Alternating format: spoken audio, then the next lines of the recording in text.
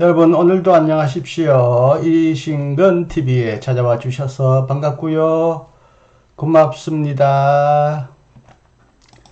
칼 바르트의 사상에 나타난 신학과 정치 12번째입니다. 울히 단네만이 썼고 제가 번역했던 칼 바르트의 정치 신학이라는 책의 내용을 소개합니다.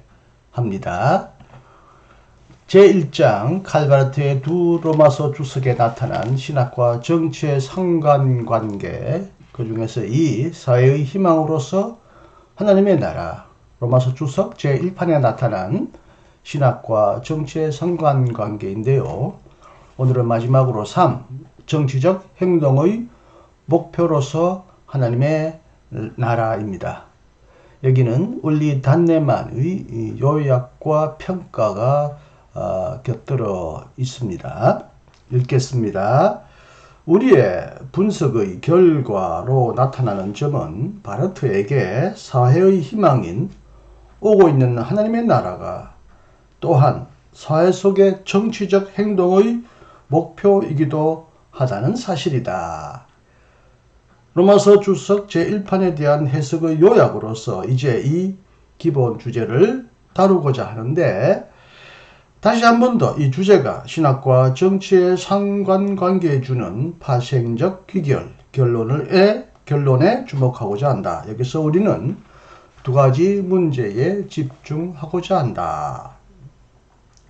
먼저 연구해야 할 점으로서 바르트가 하나님의 나라를 정치적 행동의 절대적인 목표로 파악했는가, 아니면 그가 로마서 주석 제1판에서 정치적 실천의 세계 내적, 상대적인 적극적 목표, 다시 말하면 인간의 사회적 생활의 소외와 물화가 더는 더 이상 지배하지 않는 사회 질서의 수립도 고려했는가 하는 것이다.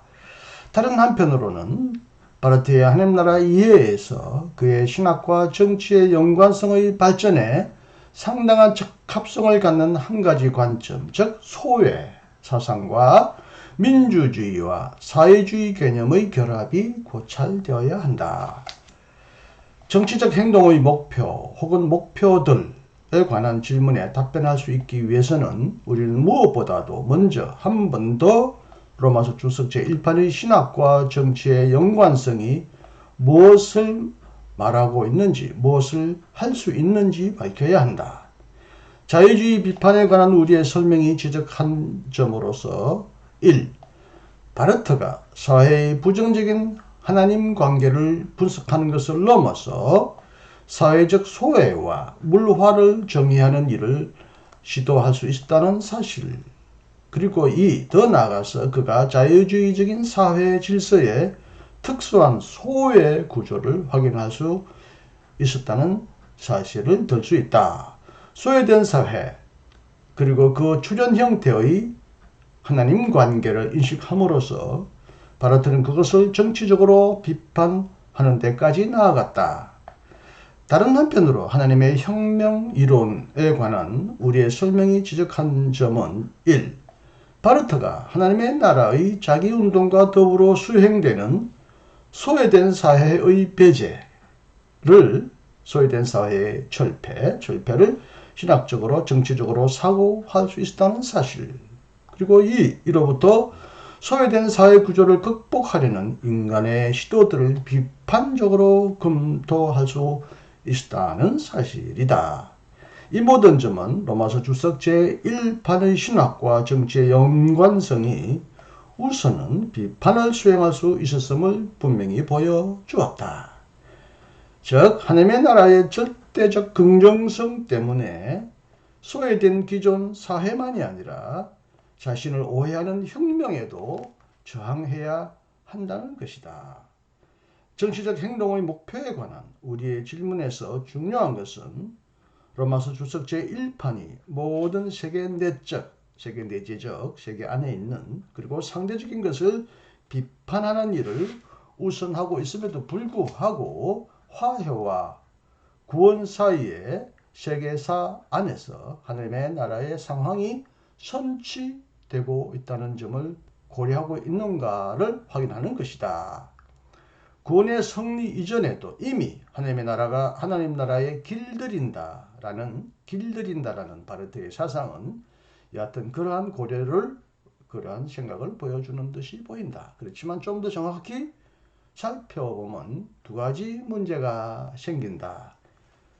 여기서 이제 올리 단내만의 비판적인 생각이 표현되어 있습니다. 첫째, 길들인다라는 것이 정치적으로 구체적으로 무엇을 의미하느냐는 로마서 주석 제1판에서 실제로 분명하지 않다. 우리가 여기서 더 분명히 이해하려고 한다면 명백한 진술로 표현된 것보다는 암시적인 것을 더 생각해 보아야 할 것이다. 이 비판보다 더 중요한 관찰은 로마서 주석 제1판에서 제안된 혁명 방법의 긍정적인 요인인 길들임이 기능적으로 오고 있는 하나님 나라에 제한 없이 종속되어 있다는 사실이다. 화해와 구원 사이의 과도 상태, 잠정적인 과도 상태, 임시적인 상태 안에서는 어떠한 상대적인 목표점이나 조준점도 존재하지 않는다. 왜냐하면 이 과도 상태는 통상적인 단어의 의미가 뜻하는 상태가 아니라 계속적인 운동, 과정으로서 일어나기 때문이다. 하나님의 혁명은 인류를 행동의 매 순간마다 움직여 나가기 때문에 인간에게는 긍정적인 세계 내적인 목표가 있을 수 없다. 인간은 하나님의 행동의 명령적인 현실 아래 있기 때문에 상대적으로 더 나은 사회 질서를 지향하도록 인간을 지시하는 자율적인 윤리를 필요하지 않다. 자율적인 윤리가 필요하지 않다. 영속적인 혁명이라는 바로 그 구상은 하나님의 나라와 상대적으로 더 선한 인간적인 사회 질서의 상응, 일치라는 사상을 배제해 버린다. 만약 우리가 바르트가 로마서 주석 제1판에서 궁극적인 것과 최종적인 것과 궁극 이전의 것, 최종 이전의 것, 준궁극적인 것, 궁극적인 것과 준궁극적인 것의 관계를 어떻게 설명하는지를 간파한다면 이 관찰은 더 분명해진다. 교회학과는 반대로 로마서 주석 제1판은 궁극 이전의 모든 영역을 그 자신의 운명인 해체 과정에 내어 맡기라고 간결하게 말한다. 궁극 이전의 것 안에서는 선과 악 사이에 아무런 차이점이 존재하지 않는다. 밤에는 모든 고양이가 다 검다.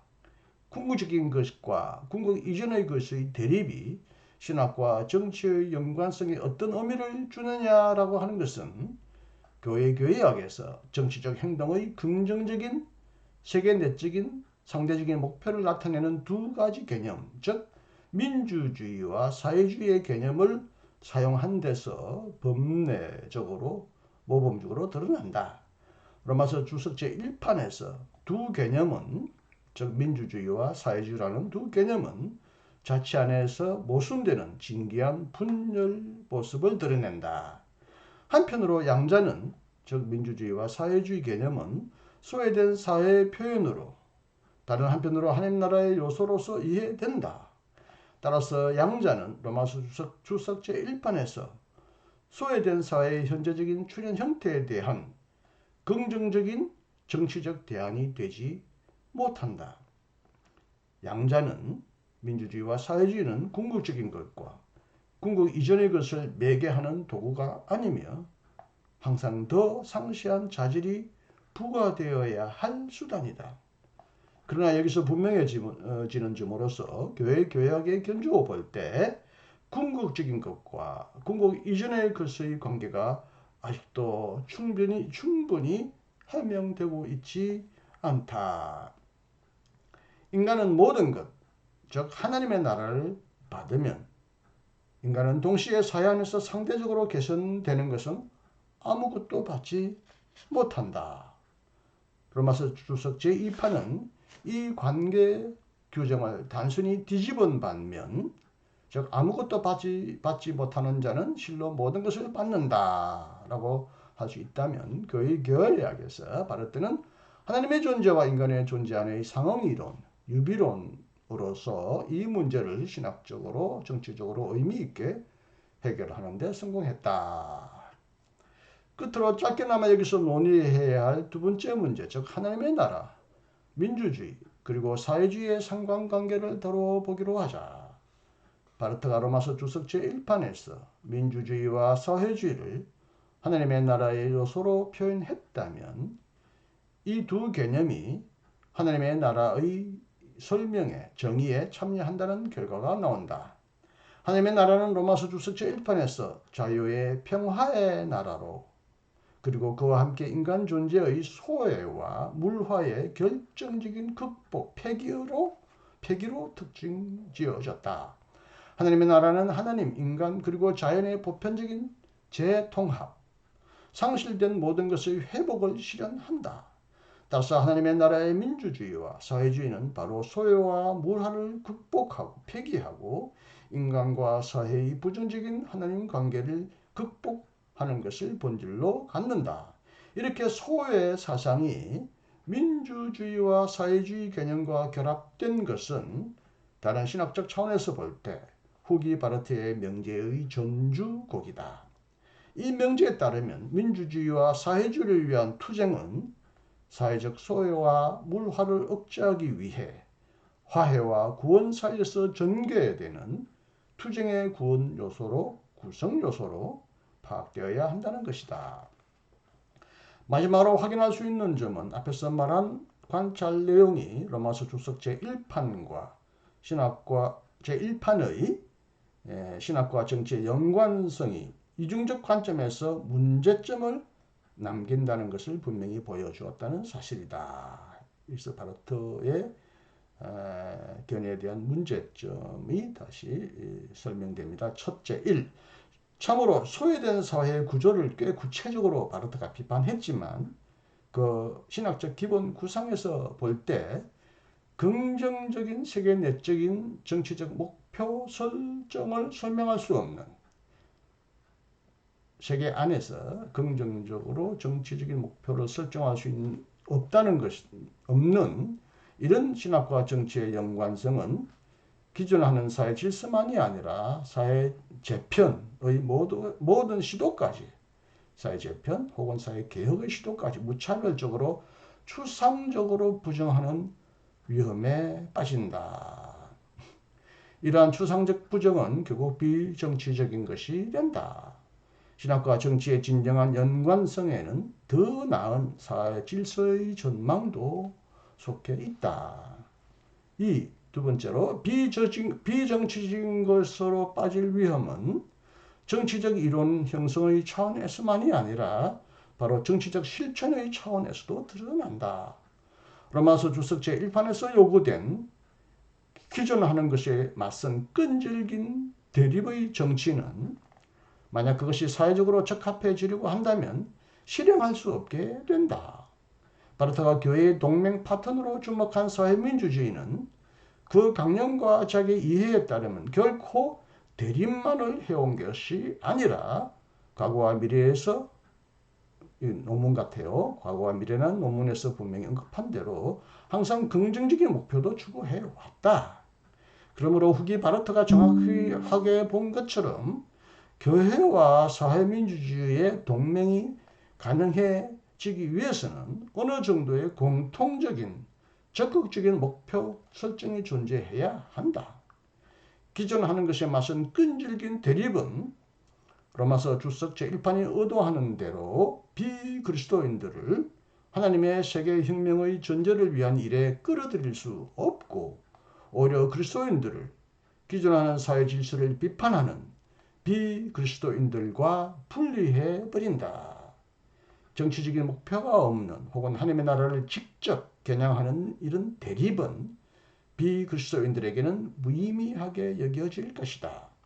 만약 교회가 비그리스도인들도 의미 있고 추구할 만한 것으로 받아들일 수 있는 긍정적인 정치적 목표를 제시할 수 없다면 교회는 나머지 사회로부터 분리될 것이며 자신의 정치적 실천은 자신을 고립시키는 단체의 정치로서 사회적으로 부적절해질 것이다. 정치적으로 효력을 지닌 신학적 사회 이론에는 비그리스도인들과의 동맹을 가능케 하는 긍정적인 정치적 목표 설정의 표명이 포함되어야 한다. 그래서 정치적 행동의 긍정적인 세계 내적 상대적인 목표 설정을 이뤄내는 일은 칼바르트의 사고에서 신학과 정치의 상관관계를 발전시키기 위한 중요한 주요 임무가 되었다. 네, 오늘 여기까지 로마서 주석 제1판에 나타난 신학과 정치의 상관관계에 대한 바르트의 견해와 마지막으로 울리 단내만의 적절한 비판적 관점을 소개했고요. 이제는 다음 시간에는 드디어 로마서 주석 제2판 바르트를 인략 세계적인 신학자로 유명하게 만든 명성을 떨친 로마서 주석 제2판 1922년에 책에 나타난 신학과 정치의 상관관계를 다음 시간부터 설명드릴 수 있게 되었습니다. 지금까지는 두 로마서 주석 중에서 첫 번째 주석인 1919년에 주석에 나타난 신학과 정치의 상관관계를 여러분에게 설명드렸습니다. 다소 딱딱하고 이론적이어서 듣기 힘들었는지 몰라도 한번 듣고 이해가 어려우시면 두세 번 들으시거나 가능하다면 이 책을 사 보시거나 빌려 보셔서 함께 들어보신다면 더 도움이 될 법합니다. 그러나 이 책을 구하기는 지금 어려우니까 제 설명을 통해서라도 잘 들어보시기를 바랍니다. 오늘도 제 방송을 끝까지 경청해 주셔서 대단히 감사합니다. 다음 시간에도 여러분을 다시 만날 수 있기를 기대하겠습니다. 오늘도 행복하시고 건강하십시오. 감사합니다. 이신근이었습니다.